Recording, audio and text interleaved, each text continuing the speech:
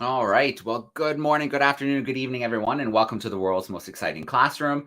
My name is Joe Grabowski, and I'll be your host for today. I hope everybody had an amazing holiday season. We took a little break over the holidays with the classrooms out of school, and it's been an incredible time for the Oosterschelde and the Darwin200 team. They have been in the Falkland Islands exploring this amazing, rugged, remote wilderness in the southern part of the world. And we're going to get a little time today to catch up. We're going to hear a little bit about what they've been up to, what they've seen, the incredible wildlife. And then we have a special treat. We have students who are right now on board the Oosterschelde and having a tour of the ship. And a little bit later, they're going to join us and we'll get a chance to ask them some questions about what it's like growing up and living in the Falklands. And of course, I'm sure they'll have some questions for some of our live classrooms.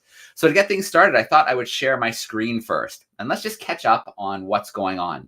So if you're not following along, DARWIN200.com is where you want to go and visit.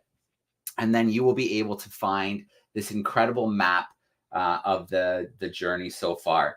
So you can see here, it's very visual. You can see where we started in Plymouth in the United Kingdom. That was back in August. And then you can see how far we've come so far, crossing the Atlantic Ocean and making it to the coast of Brazil and South America.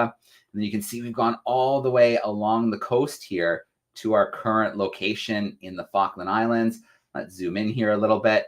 What I love about this map too is that we can add media right to the map. So you can kind of, as you're following along, you can see some of the things that we're seeing as well. So if we go a little bit closer, and if we click here, we can see some of the Gentoo penguins here on one of the islands. You can see that they were there over the holidays. You can see there was a little bit of celebrating going on board the Oosterschelde.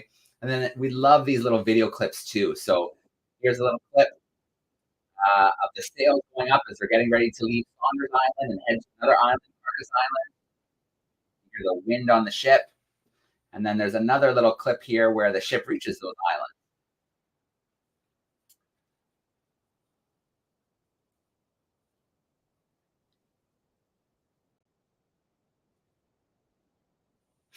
All right, so definitely spend some time exploring the website. And then, of course, you can keep track of what's going on, see some of the latest clips here, and you can see where the ship is right now in Stanley.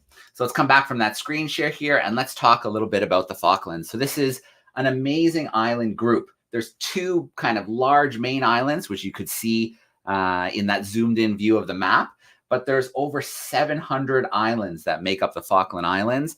And then you can find an incredible array of wildlife, from king penguins, which are the second largest penguins in the world, to elephant seals that can weigh as much as 8,000 pounds, which I think is absolutely crazy.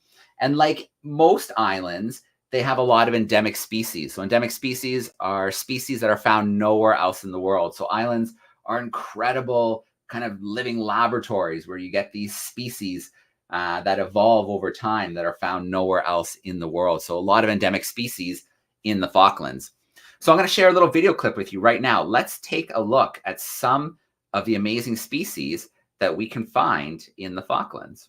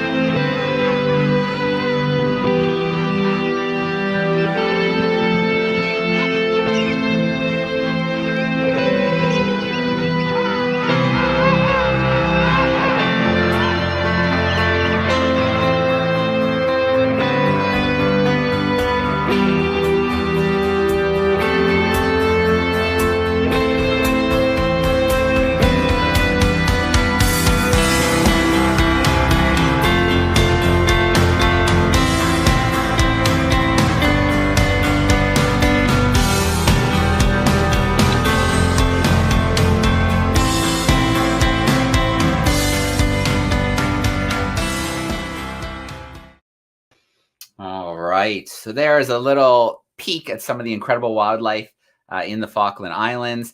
And lucky for us, we can go live right now to the Oosterschelde with a member of the DARWIN200 team, and we can learn a little bit about the time that they've spent in the field and filming and hanging out with some of this amazing wildlife. So we have Rodri with us backstage, one of the camera operators, the DARWIN200. Hey, Rodri, how you doing? Hi, Joe. Hey, Rodri, it's great to see you. Oh, hey, Joe, are you all right? Yeah, hey, Stu, how you doing? Perfect. It's lovely to speak to you. We've got lots of kids. Are we live now? Yeah, we're absolutely live. Yeah. Okay, absolutely perfect. Okay, kids, come around together. So we have a wonderful group here. It's lovely to speak to you, everyone. We're beaming live from the Falkland Islands, and we've got some lovely youth group here to say hello. Where have we, Joe? Where have we got schools from today? Oh, Stu, we have a great group of classes today. We've got classes in the U.S. in places like San Antonio, Texas, and South Carolina. We've got classrooms in Canada, in a few places around Ontario, and we've even got some classrooms in the UK hanging out with us today, in places like Northumberland. Wow! So, should we say hello to the kids from the Falklands, and they can say hello to kids from around the world? Absolutely. Okay, guys, come on in. Come on in together. Joe, where are we speaking to today? Which countries? We've got classes in Canada, the United States, Canada, United States, Netherlands, the UK. We've got a great group of students hanging out with us. Wow! So students from around the world are here to see you. Let me bring in some classes from backstage. Okay. So students, if you want to get a little bit loud, say a big hi to our groups who are joining us right now. So if you guys look here really carefully, you'll see them all from all around the world. They want to ask you some questions. I'm sorry, the sound's a bit quiet, so you'll have to listen really carefully. Rose, you couldn't just hold this for a sec, could you? Oh. And then, Stu, if we can turn the camera horizontal so we get a little bit of a wider view. Sorry, that's a much better idea. Perfect. Perfect. So that's you guys here, look there, and these are kids all the way around the world. Do any of the students around the world have any questions for our Falklands? Do you have questions? Oh, I have no doubt they will. I'm going to start picking on some of the classrooms, and we'll let them start to ask some questions. And then, Stu, on the flip side, if any of the students joining you have questions, we can ask some of the classrooms while we have them on screen. Perfect. So we've got kids from Canada, from the US, from UK, from Germany, from Spain, from many, many countries. Do you have any questions you want to ask them? So I think the easiest way to do this for the classrooms and camera spots and audio spots, if you want to either send someone up to the camera and wave, so I know to come to your classroom, or send me a message in the private chat, because we do some just getting some questions from you, okay? They want to say hello to you. Our first question has come online, Stu. This is from a group online. Okay, the first question. Can you tell us a little bit about what the climate is like in the Falklands? What is the climate like in the Falklands? So speak nice and loudly. Windy. Very windy? Yeah. Any other thoughts? What's the climate like here?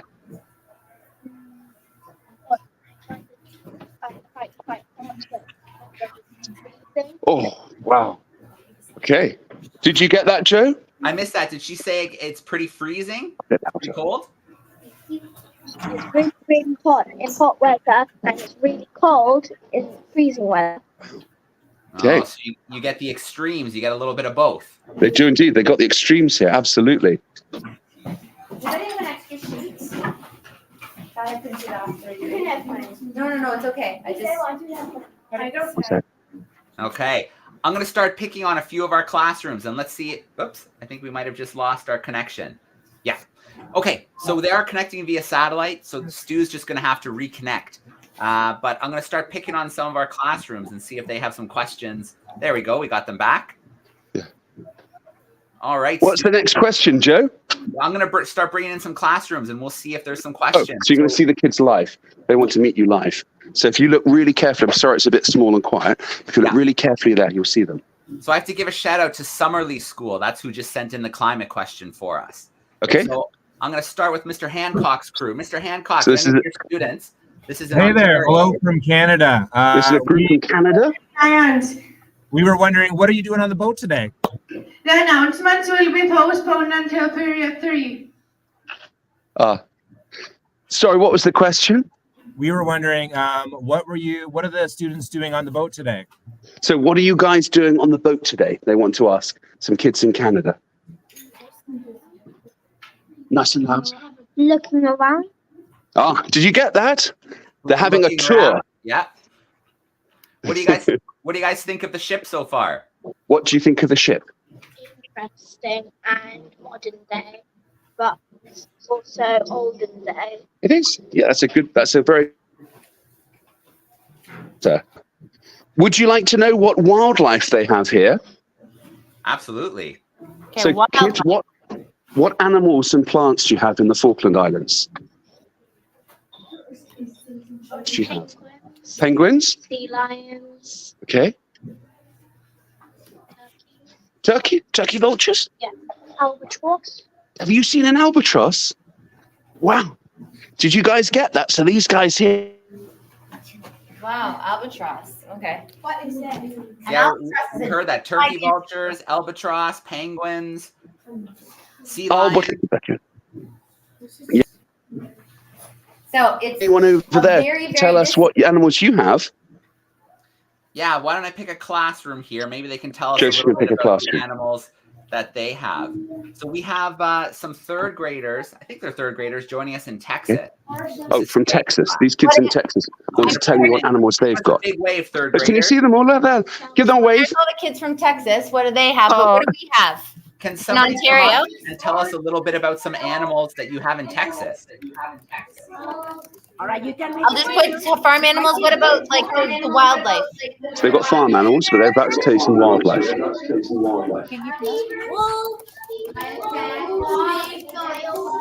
Can you hear it?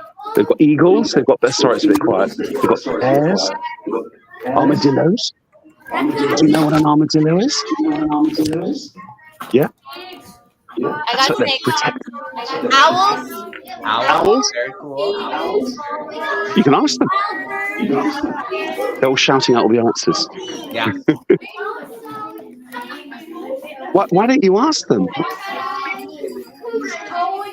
Was that what type of owls? Yeah. Yeah. Mrs. Skaggs' class, do you know what type of owls you have in Texas? What type of owls? That's a good question. What type of owls do we have in Ontario, just in case? Oh, in Ontario, sorry. We do have an Ontario class in here too. So Linwood, grade 6, if you want to tell us, you can tell us some about the owls. Somebody come up. Oh, so if you look carefully, one of the kids are going to tell you about the owls. Yeah. Joe, can you put them on screen? This is an audio class, Stu. They're just in. Oh, it's an audio only. Okay, fine. All right. We've got a student here who wants to tell you a bit about the owls that we have in Ontario. Can you hear it? If you have to listen really carefully, Right up to the a front. bit quiet. Sorry about that. Okay. So what kind of owls do we have, Levi? Snowy owls. Yep. And Okay. can you hear him okay? Yep. Snowy Okay. Yeah, owls. as loud as you can. All right. Snowy owls. Barn owls. Snowy owls? They're really big. Yes, yeah. Barn What owl. other species? Barn owls? Yeah. Yeah. Did you see a barn owl? You have barn owls too. We have great horned owls. Great horned owls? Yeah, those ones are really cool. Wow. And eagles. And eagles. Eagle Very owls. cool. Wow. Okay. Very cool. Here, Stu, I'm going to put my Sure. Have you guys ever seen a striated caracara? Yeah. Why don't you tell them about that? Ooh, that sounds cool. Joe, our friends here want to tell the kids about a beautiful bird of prey here called the striated caracara. Of course. What was it like seeing one? Cool. Was it big? How big was it, do you think? Pretty good. It was pretty big. Okay. Wow. Oh, that's amazing. Oh, cool. Well, thanks so much, Joe.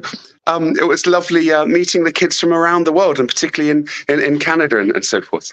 Should we give you a super quick overview of the ship while you're live? Well, Stu, if it's okay for a couple more questions, we still have a Of few course. questions from Oh, classrooms. there's some more questions for you. Okay. Yeah. Of course, with pleasure. So I want to bring in, we've got a class here in Northumberland. Oh, If you a want class to in turn your England? mic on. So they're a virtual class, and Yep. they want to ask about something in particular. So Loic C, if you want to turn your microphone on. Okay. So if you look carefully here, some kids in England want to ask you a question. Do you ever see whales? Do you ever see whales? Yeah. Orcas? Yeah, what kind of whales? I think the signal might have froze on us for a second. So The we'll. whale watching. Like different whales. Oh. I think it was only some like Really? Wow. and say whales. Okay. And say whales. Say whales, yeah. What other ones? Which other species? Say whales Say whales. Yeah. and southern right whales. Southern right whales. Southern right whales. Wow. Very cool. Have you seen Cormorant's dolphins? What are they like? What color? Black and white. Look like an orca. Like an orca. Yeah, just have different patterns. They're smaller. Are they big or are they small? What are they like? They're small. They're small. Wow. Did you guys hear the amazing range of whales and dolphins the kids here see? We did. That's pretty lucky to have so many marine mammals almost in your backyard. Very cool. Absolutely. Yeah. Because the kids that you're talking to, they don't get to see whales and dolphins. So you guys are really lucky. Stu, we have a few students here in the UK, and they would look, like can you to see them? share Look. some of the animals they have in the UK. They put it in the chat. Okay. But I These thought guys it was cool they want if to tell they you. unmuted their mic and told us about a couple of the animals that they see. Cool. Which animals do you have over there? Shout as loud as you can. They're just grabbing the mic. I think they're going to unmute for Oh, us. they're There just we go. putting the mic on. Look, can you see the kids? Look. All right, nice and loud. We can see seals. Seals? Yeah. Which other ones? What else? Polar bears. No. Polar bears in England? Polar bear. I'm not sure about polar bears. That sounds Are you suspicious. sure? We see deer. Which one? Deer. Deer? Oh, yes, deer. Yep.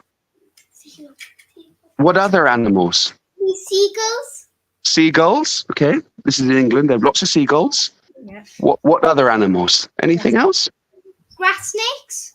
Grass snakes. Oh, you don't have snakes here, do you? Are there no snakes in the Falklands? What? Anything else?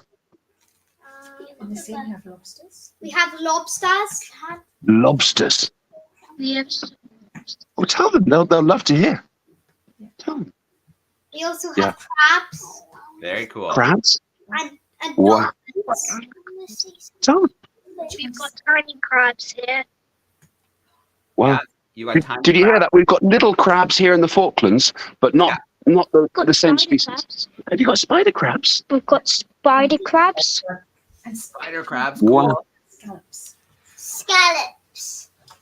And scallops as well. Wow. All right. Awesome, Holy Island. Thanks for sharing all those cool animals with us. Yeah, thank you for joining us and telling us about your animals. That's very cool. Stu, we have 2 more classes. I want to make sure we I've got visit. 2 more classrooms that want to ask you a question. Class in Thunder Bay, Canada. So and I'm a wondering class if they in have a Northern question Canada? for us. Okay. What would they like to ask? Well, So give away. we heard the climate question from another school, so we wondered what season you're in, being in a different part of the world, because we're right in the middle of our coldest winter. We have lots of snow, and we That's a wondered good if it was question. the same for you in the fall. So in Canada, they're in the middle of winter and it's really cold. What season are you guys in? Summer. Summer. Okay. So then what would the temperature be? We're minus 25 today. What would their temperature be? They're minus 25. Do you know what the temperature is about here? What would it be in a day, do you think? 12 degrees. 35? Okay. Did you guys hear that? So here, which season is it? Summer. Summer. That's right. But in Canada, because they're in the northern hemisphere, it's in the middle of their winter. So it's minus 25 degrees C. Wow. So as we listened to the other classes, we You thought shout that really loud.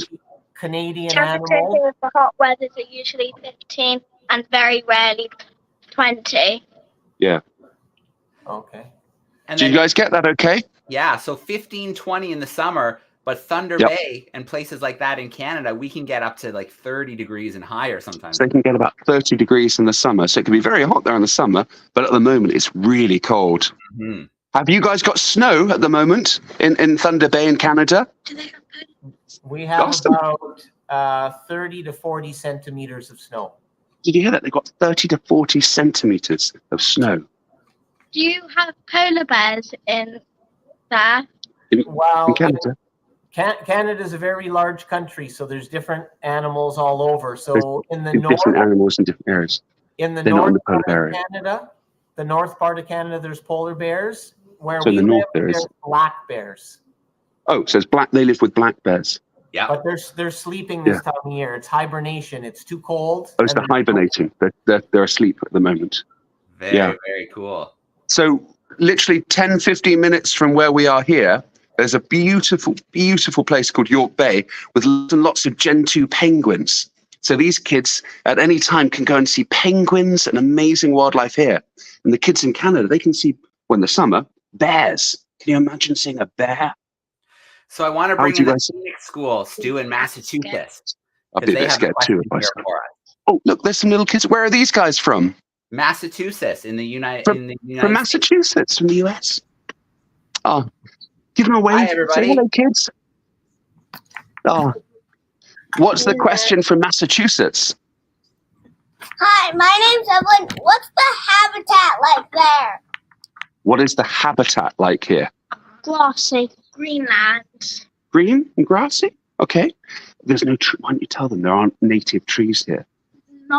There's not much native trees here. There's usually evergreen trees. Gotcha. Yeah, that's true. They're kind of open and grassy and windswept. Grassy. Yeah, lots of big grassy areas. Yeah.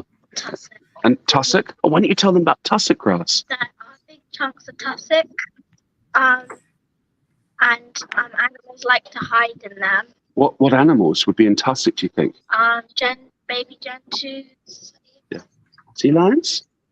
Did you guys hear that? So baby gentoo penguins and sea lions like to live in the tussock. They make burrows in the tussock. Wow. Why do you think they like it in the tussock? Is it warmer? Is it colder? Why do you think they like the tussock grass so much? Gentoos? Yeah. Cool. Did you guys hear that okay? So the answer to the question about habitats, here there's lots of grassy areas with big plants called tussock. And that's where lots of the penguins and lots of the sea lions like to live. So that was a very good question. So Stu, I think that we should take a little time and we should see a little bit of the boat. It would be great. Okay. I don't know if the Starlink is going to cooperate, but it would be fun to see what it looks like in Stanley right now Absolutely, with pleasure. So they want to join our tour, if that's okay. So we'll show them boat. All righty. So thank you guys so much for saying hello to the kids around the world. They really love talking to you. Bring a few more kids in here. Oh, look, they're all going to join in here and say a big thank you and bye. Look. Oh, can you see them all? Look, we've got so many different countries joining. Some of them are audio classrooms, so they're just saying that's okay. Hi. Oh, give them a big old wave. Oh, well done.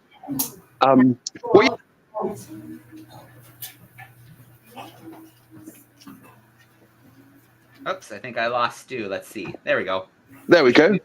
You're back in now, Stu. Perfect. Oh, great. So this ship originally was a cargo ship. It was, this was the main area. You can go up there. It's okay. You can go up there. This was the hold where the cargo was. About 100 years ago, there were literally hundreds of these beautiful schooners. But sadly, many of them were basically put out of business with the bigger motorized ships. So this was originally where the cargo, the supplies that they were transporting would be. But since about 20 years, it's been a passenger.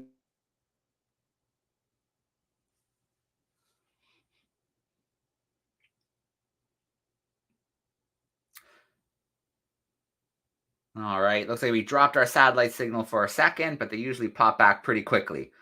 So let's keep our fingers crossed that we're going to see them shortly. We're going to do our Kahoot quiz shortly as well. So be ready in your class. If you have one-to-one technology at your desk, maybe you have a Chromebook or an iPad, your teacher could pop it up at the front of the room. I'll share the link as well, so you could shout out your answers to him or her. We're just going to have to wait a moment to see if we get our connection back, which I think we will. I think Stu just needs to exit and come back in. So we'll give it another second for him to notice that he dropped out on us. And then we'll get going with our Kahoot quiz. We have our experiment of the week that we're going to play. And then we have our curiosity of the week. So remember, with our experiment of the week and our Kahoot quiz, there is a possibility of winning prizes for your classroom. So $50 Amazon gift cards. And then I want to try to get Rodri back in with us too, because we were supposed to talk to Rodri for a couple minutes about his time filming on the ship. So we still have lots to do. We just need Stu to get back with us. In fact, I'm going to send him a quick message because he might still be talking and not realize that the satellite froze. So I'm going to send him a quick message on WhatsApp. If we don't see him in the next minute or so, I might just go right into the Kahoot quiz because we don't want to wait around too long. And then hopefully he'll join us backstage and we can go from there. So I want to remind you that the Kahoot quiz is going to be a few questions about some of the animals that I talked about at the very beginning and we saw the video about. So remember, we talked about things like how big the king penguins are, how heavy elephant seals can get, and things like that. So we are going to do that very shortly. I'm going to give Stu maybe 30 seconds to see if he can come back in with us. Otherwise, we're going to get right into our Kahoot quiz, and we will do that next. And hopefully I'll see Stu sneak in backstage. Okay, I'm going to launch the Kahoot quiz. Let's get that going. So we can do that together while we wait for this connection to come back for us. So I'm just going to start it up here. All right. I'm going to share my screen as well. So that is going to give you a look at what we've got going here. All right. So where is my screen share? There we go. You should see it come up now. You want to go to kahoot.it.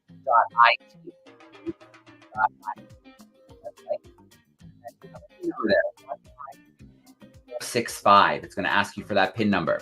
If you have something at your seat, you can do it right there.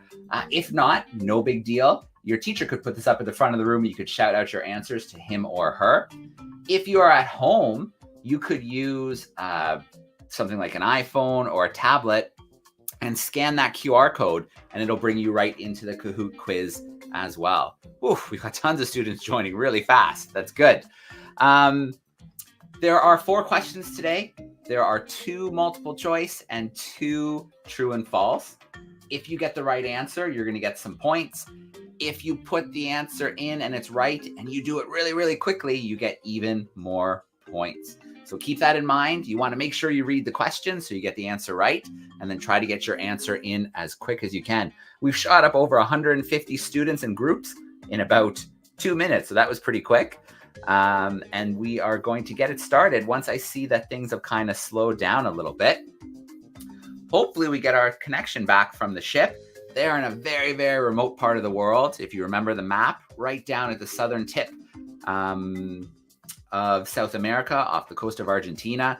Very, very remote. The only way to connect there is through satellite connectivity. So sometimes satellite connectivity doesn't always cooperate with us. All right, I think we are ready to get started. Then there are some questions in the chat that I can answer. So I will answer some of those questions after the Kahoot if we don't see Stu. And then we'll do our experiment of the week. So I think we're ready to go. A quick reminder, 4 questions. Try and get your answer in as quickly as you can. More points, obviously, if it's right and you get it in nice and fast. So here we go. I'm going to count you in here, about 3-second countdown, and then we will be live with our Kahoot quiz. So our first question is a question about the Falkland Islands. I talked about this at the beginning. About how many islands make up the Falklands? Was it 2, 50, 300, or 700 islands? So about how many islands make up the Falkland Islands? 2, 50, 300, or around 700? Got about 10 seconds to get your answer locked in. I can see they're coming in pretty fast, which is good. How many islands make up the Falkland Islands? All right. Good job, crew. Most of the students went with 700. So there's about 776 islands in total. There's 2 really large ones, and then the other ones are varying sizes, kind of all surrounding the Falklands. So about 700 is the best answer there. In first place, we have the honest lark, and we're going to go to our next question. This is a true and false question about king penguins. King penguins are the largest penguins in the world. Is that true or is that false? That king penguins are the largest penguins in the world. True or false? Are those penguins the largest?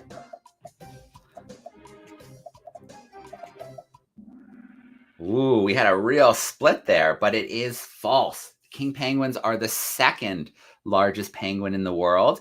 The first, or the biggest penguin, is the emperor penguin, and you will find those guys more in Antarctica. And an interesting penguin fact is there's about 18 species of penguins. Only 4 of them are found in Antarctica. So you always think of penguins, you think of Antarctica, and there's lots and lots of penguins there, but actually only 4 species. The other 14 species are in areas around the world. They can be found in places like Australia, New Zealand, of course, the Falkland Islands, South Africa, Brazil, and all the way up at the equator, we have Galapagos penguins at the equator, which I think is pretty crazy. Okay, honest lark is still holding that top spot. We will go to our next question. Elephant seals can weigh up to how many pounds? What did I say at the beginning? Around 3,000, around 5,000, around 8,000 pounds, or all the way up to around 10,000 pounds. So interesting fact about elephant seals is they're very, very big, but that's not why they get their name. They have that really funny snout you can see in the picture. It almost looks like a mini version of an elephant's trunk. So that's where that name comes from, but they are very, very big. Good job, crew. About 8,000 pounds. I think they can get as large as 8,800 pounds, the big males. And they fight on the beaches for control of it's called a harem, a group of females that they protect. And then when other males come, they have those big fights like we saw in the video with the 2 males kind of crashing together like that. Can you imagine 2 huge elephant seals weighing like 5,000, 6,000 or more pounds crashing into each other? So about 8,000 pounds is as large as they get. All right, honest lark is not going to let go of that lead. We have one more question, a true and false. An endemic species is found in only one part of the world. Is that true or false? If a species is endemic, it's only found in one part of the world. Is that true or is that false? Endemic species only found in one part of the world. All right, no fooling you guys. That is absolutely true. So endemic, if it's found just in one spot, it could be a whole country. It could be a section of the rainforest. It could be a little group of trees. Their species can be endemic to really, really small areas. Pandemic is what we would call a species that can be found all over the world. So it's a pandemic species. Okay. In third place, we have the happy sea lion. In second place, we've got the daring yak. And holding down that top spot on our Falkland Islands quiz today, the honest lark went tape to tape. All right. Very, very cool. Let me stop that screen share and come back to you. Make sure I turn off the music. There we go. So if you are the honest lark, if that is your classroom, I'm going to share a link here for you. You want to email me here, ebtsoyp@gmail.com. And then I will send you the $50 Amazon gift card for your classroom. So ebtsoyp@gmail.com. All right. So it looks like we might not be able to reconnect with the ship. I haven't seen Stu come back in and join us. So maybe we did lose our satellite coverage for the moment.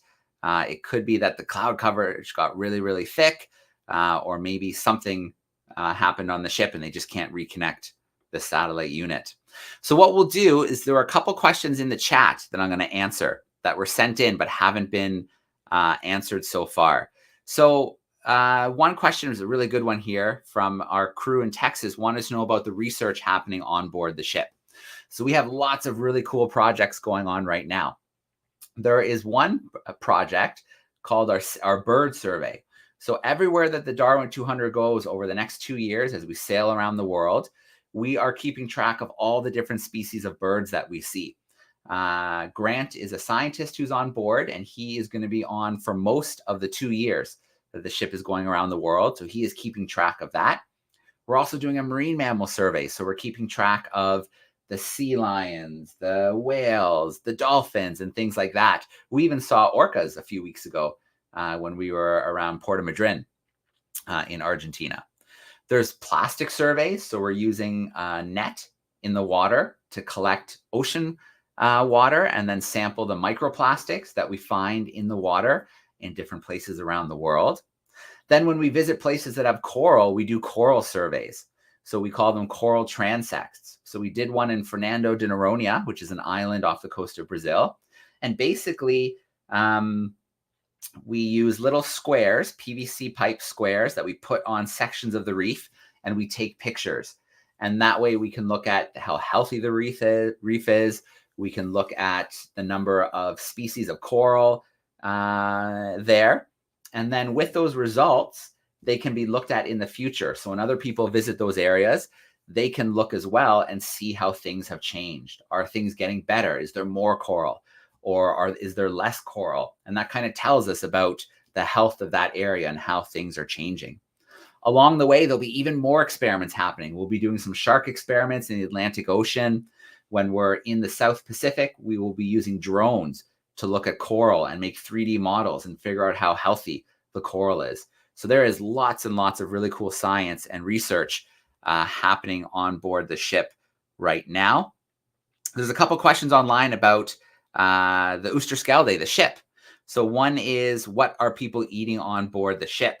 And the answer is lots of good food. So there's 3 meals a day. As the ship stops in different places around the world, new supplies can be brought on board. So they're having things like toast and eggs and things for breakfast, having nice salads and meat and things like that for lunch and for dinner. So they are having good food there. And then another question about powering the ship. So the ship has a generator on board, which is how they can have electricity when the ship is sailing, but it's limited. So everybody can't be on using a whole bunch of things plugged in at once. So they just have to be careful with how much they're using and they're plugging in on board the ship. So that's a few questions I see here in the chat that I'm able to answer for you guys. And I think we should get into our experiment now. So before the holidays, we did a really cool experiment where we swabbed hands, phones, other things you could find around the house. And then we tested to see what kind of bacteria would grow. What kind of bacteria is on some of the things we have around us. So let's take a look at the little video and see what Stu found when he did this experiment.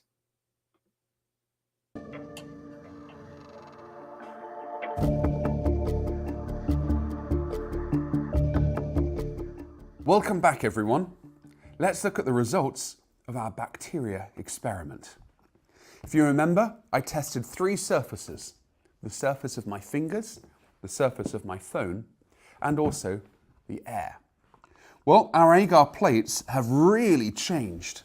Let's look at the fingers one first. You can see here that all these little colonies of bacteria have grown. There's several species. There's this orange one around the edge, a whitey one, and a yellow one here too. I have no idea which species of bacteria these are, but it just goes to show that the surfaces of my fingers are not very clean. I actually remember I pressed 2 places in this agar plate, but actually the bacteria have grown all over. I'm not sure whether that's because of the exposure to the air or maybe they've just dispersed in the liquid of the agar jelly that's in these plates. But I guess it shows that my fingers are not very clean and I should have done a better job washing them before I did this experiment. Well, the next one, my phone. If you remember, I swabbed the surface of my phone. I did an S, and you can roughly see that S shape in the pattern of where the bacteria have grown. Just like the fingers test, several species of bacteria have grown, and you can see that by the different colours and types of colonies that have grown on this agar plate. We've got this grey mould-like colony over here, a couple of white ones, some yellowy beige ones, and so it also proves very, very clearly that the surface of my phone is not very clean at all. So it does make you think, doesn't it? For our last test, I actually think the results of this one are the most interesting of all. If you remember, we exposed this agar plate simply to the air without putting anything in contact with it. And look, well, there's 2 colonies here that have kind of grown together, another 2 here, and 3 over here. So 7 in total. So 7 bacteria, or groups of bacteria, have landed on this agar plate in those few seconds that we exposed it to the air. So it shows that even in the air that we breathe, bacteria are floating around. Well, this experiment shows that bacteria are all around us. And that's nothing to be afraid of. Bacteria are a part of daily life. They're on every single surface and every object that we touch. But this does show that your parents are right. You should always wash your hands before you eat a meal, because imagine, these were my fingers, if I had eaten some food with these bacteria on my hands, it would have transferred it right into my body. So don't forget your parents and your teachers' words about washing your hands before your next meal. Now let's have a look at the photos that you sent in to see if you found out the same results as I did. Well done, and thank you for taking part. All right, so I do have a few photos here sent from some students in different places around the world, so we will share those photos really quickly. A reminder that when we do these experiments, you have 2 weeks to send in your results. Maybe you do the experiment in the classroom, maybe you do it at home, and we pick 2 to 3 winners each week and send £50 gift cards to those classrooms. So this first one here is from Howard. Howard is in Atlanta, Georgia. So you can see his there. Looks like the agar, which is what it grew on, cracked in the middle. But you can see he's got lots of different colonies, different types of bacteria that grew in his plate. And then we also have Susanna sent theirs in from Durham in England.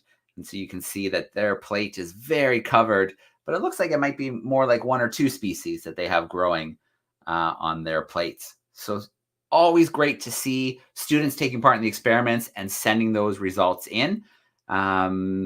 We have a new experiment this week, which I hope you guys will try in the classroom and then send in your results. So remember, you have 2 weeks to do the experiment, take some pictures. Sometimes we ask a question or 2 and send those in. So let's take a look at our experiment for the coming 2 weeks.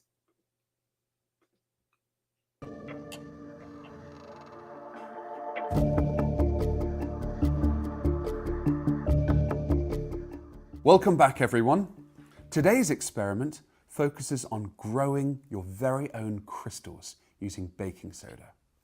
This is a really fun experiment to undertake at home or in your classroom at school. You need some baking soda, about 1/4 cup or so will do, some hot water from a kettle, 2 jam jars, and a piece of string about 30 centimeters long with 2 paper clips tied to each end. And recommended is some food coloring, which you can use to make different colored crystals. The first step in this experiment is to fill up a beaker or cup with boiling water. Obviously do so under the supervision and care of a responsible adult, parent or teacher.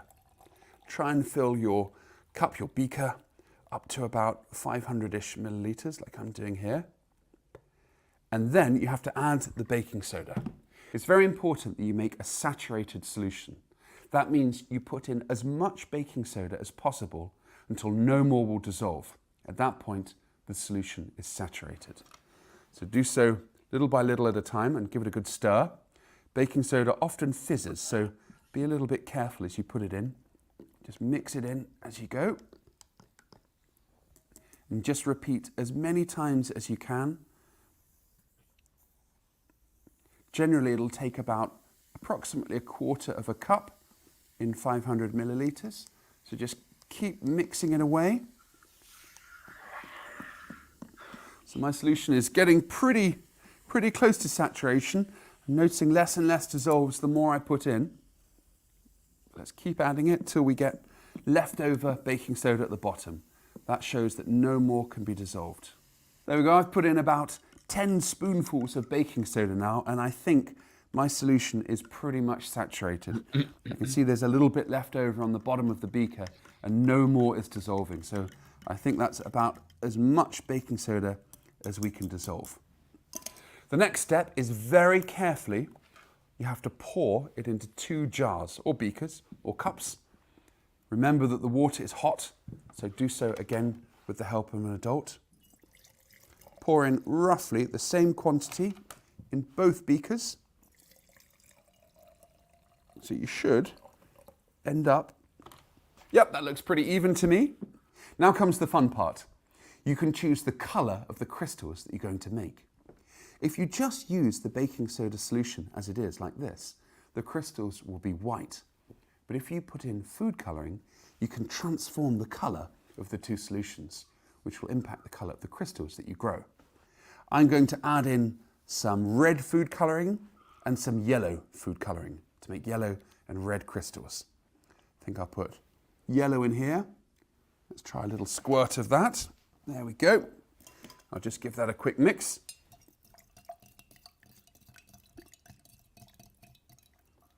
And in this one, I'm going to put in some red food colouring. See if we can make some nice red crystals. Give that a little mix too.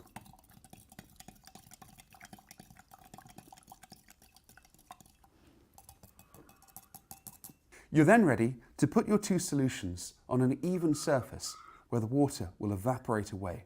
A windowsill is absolutely perfect for this. So place them there, then add your piece of string with the 2 paper clips. You can just tie the paper clips to each side. Roughly 30 centimetres or so would be good.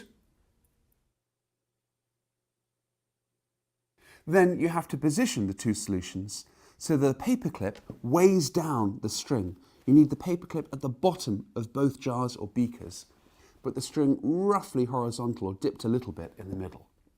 You then have to leave the 2 solutions alone for about a week. Come back every day and see what happens. With luck, you should see crystals starting to grow along the string. Replicate this experiment at home or at your classroom at school and send in photos to showcase how your crystals are growing. Email your photos to classroom@darwin200.com for a chance to win one of 3 £50 Amazon gift voucher prizes. Good luck in growing your crystals, and join me in 2 weeks' time to find out the results of my experiment. See you then. All right, so there we go. That is our experiment for the next 2 weeks, is our growing crystals experiment. If you do take part, which we hope you do, maybe at home, maybe you'll do it in the classroom together, you want to send your photos in to classroom@darwin200.com over the next week and a half or so, and then you'll have your chance at a £50 Amazon gift voucher. So before we have our curiosity of the week and wrap up, I just want to make sure that there aren't any questions out there that we're able to answer. So I do see one in the chat here from Miss Simmons' class, and they're wondering how many people are living on the ship at the moment.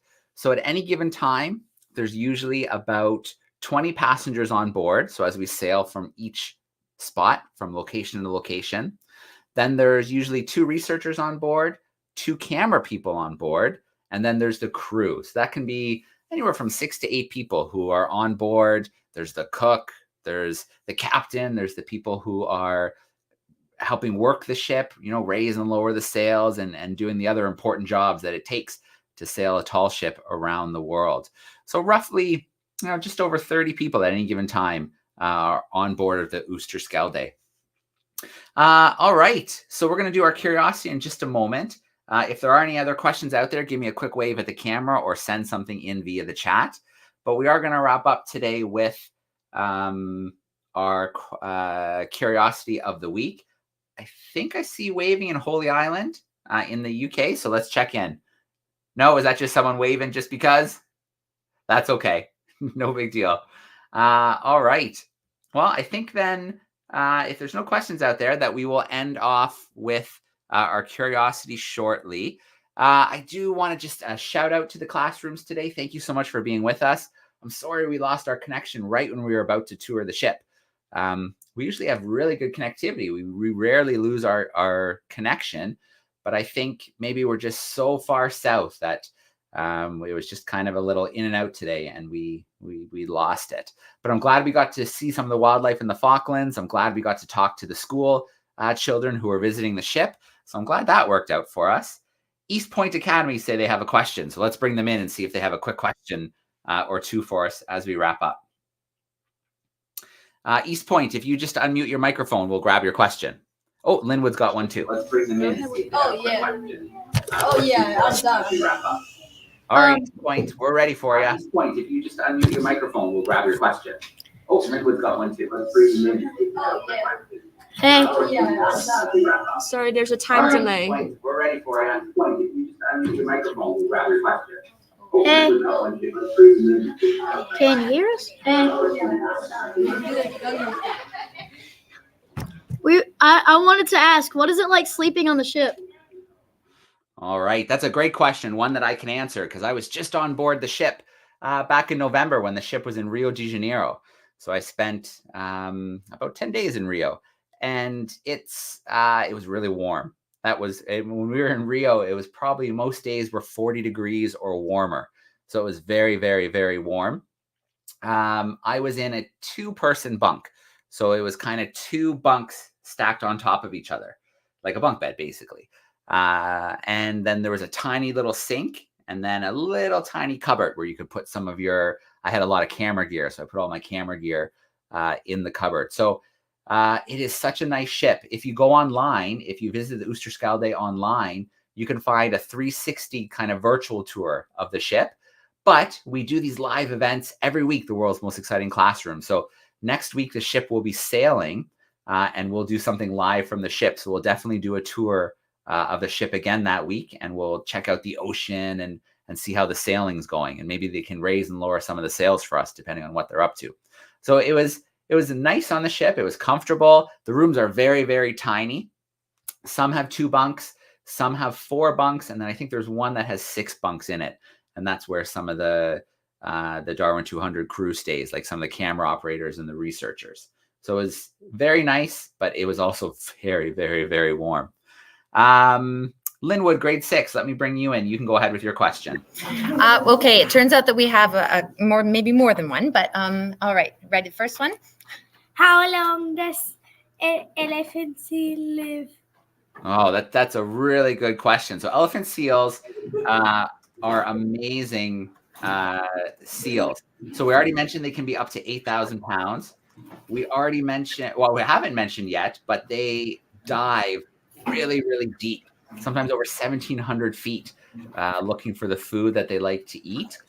I know from a little bit of research that the females live longer, so they can live almost 20 years, but the males sometimes only 10, 11, 12 years, because being a male is a lot tougher. They're fighting all the time. They can get injured and hurt a lot. So the males tend not to live as long as the females. That was a good question. All right. We had another one, if it's okay. Sure.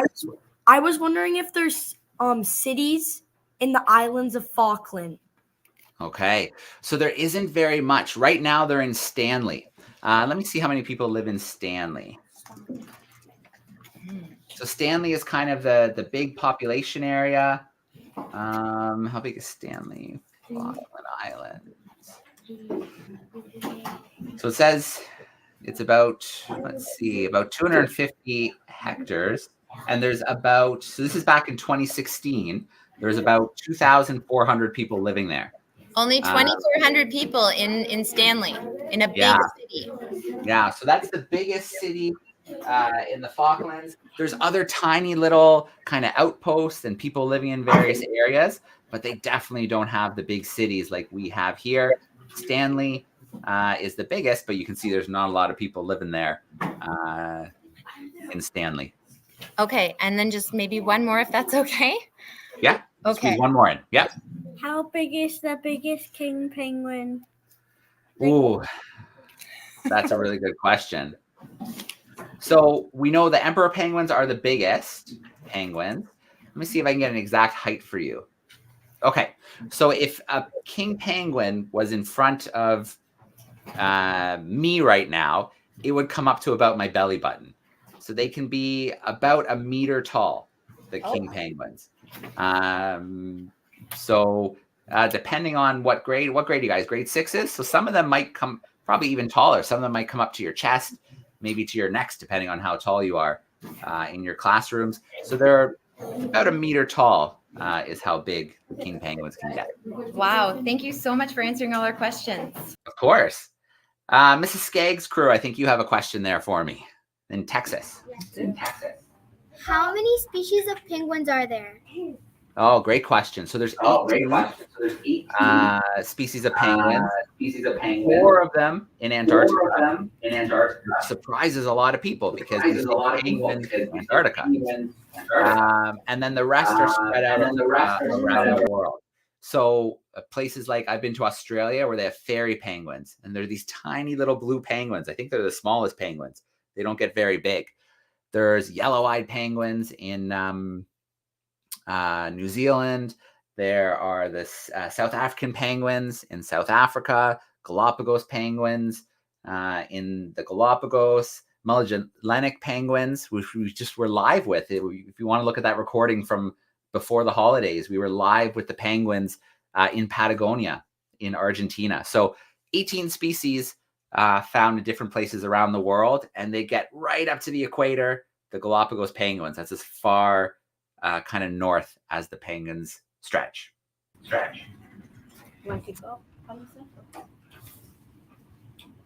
Do seals eat king penguins? Oh, that's a good question. So the seals in the Falklands, like the sea lions, they wouldn't really. The elephant seals wouldn't either, because a lot of times you'll see them on shore together. What can happen sometimes is the elephant seals are fighting the big males, and they squish penguins because they weigh so much, and they're knocking around. They're not really paying attention to what's around them. But there is a species of seal. Look them up today if you have time. The leopard seal. They're found in Antarctica. They are such cool seals. They're big seals. Their head, they almost look like a dinosaur head. And they are very good hunters, and they hunt things like penguins. So elephant or leopard seals in Antarctica will hunt penguins. All right, we'll do our curiosity in just a moment, but I want to check in with our Thunder Bay crew because they're still hanging out here just to make sure they don't have a last-minute question for us. Hello, we do. We lost our connection for a moment, so hopefully this hasn't already been asked, but we wondered where the ship is sailing to next and how much longer they're going to be traveling. Great question. So the ship will be sailing to right down to the tip of South America, to Punta Arenas. That's where the ship is heading next. It is actually leaving in the next, I think it'll leave on the 13th or the 14th and start sailing there. And then it'll turn around the Horn and start going all the way up the coast of South America. So along Chile, Peru, Ecuador, before it goes out into and heads to the Galapagos. And the ship will be sailing around the world until July 2025. So we're going to be doing a lot of live events from the ship, from different places around the world. Every week we do new World's Most Exciting Classroom events. So we hope that we see you guys joining us more for some of those live events around the world. Very cool. Great question. All right. Well, I think that, I should just check. Phoenix School, do you guys have a question? Give me a wave if you have a question. I don't want to leave you guys because I can see you're still hanging out back there. We'll just bring you in anyways for a wave either way. Yeah, maybe we have a question. Just grab the mute for me. Yep. My name is Satva, and I just wondered, have you seen more marine life or more on land life when you were in the Falkland Islands? That's a really good question, and I'm going to answer for the team and say on land life. They have been jumping around to the different islands. They visited places with the largest colonies of albatross in the world, huge colonies of king penguins and gentoo penguins, big groups of elephant seals and sea lions on the beach. There's also more birds like the tussock birds, the shags and the petrels. So I would say definitely that they've seen a lot more of life on land than marine. But we have a really cool tool on board called an ROV. And that ROV has been on board since Rio de Janeiro. I brought it to the ship when I came to visit and left it with them. And so we're starting to do more video underwater. So we just had a really cool video. If you have time to look at our last event from Porto Madryn, we had the ROV in the water and we saw all kinds of cool crabs and fish on the bottom. But then a sea lion came and was super interested in the ROV and kept sticking its face in the camera, trying to figure out what was underwater with it. So we hope that we're going to get a lot more underwater footage, but we've seen sailing along the way, along South America, we have seen different species of whales like humpback whales. We've seen lots of dolphins and a few orcas. So we're starting to see a lot of marine life too, which is really, really cool. All right. Thanks for that great question. So let's go to our curiosity to wrap up for the week. So our curiosity of the week, we have a new item that you have to identify. You have 1 week to send in your answer, and we like to read some of the names online who send in our answers. So let's look at the answer to last week's curiosity, and then we will see what this week's is going to be. Back, everyone. Last week, I asked you to try and identify this strange little white disc. Can you guess what this is? Well, we had a lot of people write in with the correct answer this week. It's actually a species of sand dollar. Sand dollars are a type of echinoderm. That's the group of invertebrates that includes sea urchins. But in this group, they've evolved to be much flatter, so they can actually bury under the sand. When they're alive, they're actually covered with countless thousands of tiny hair-like spines all over the surface of the sand dollar. And this enables it to move. And it can actually bury underneath the sand, especially at low tide where they can remain hidden. Well, if you guessed a sand dollar, you were absolutely correct, and many congratulations. Well, let's see if you can guess this week's curiosity. All right, let's take a look at this week's curiosity before we say goodbye for today. Back, everyone. This week's curiosity is this little object here. Can you guess what this might be? I'll give you a few clues. It can actually fly, but it only flies once. These little sections up here at the top act as wings. Send in your answers to classroom@darwin200.com and see if you can guess it correctly. Join us in 1 week's time to find out the answer. All right, so there is your Curiosity of the Week challenge. The experiment, you have 2 weeks to do the experiment and send in pictures. The curiosity of 1 week to send in your guesses for what you think it is. And that goes to classroom@darwin200.com as well, if you want to try to guess the curiosity of the week. A huge shout out. We had so many classrooms with us today from all over the world. Thank you so much for sending in your amazing questions. Thank you to our camera classrooms. Thanks for playing Kahoot with us. And I hope you give the experiment and the curiosity of the week a try.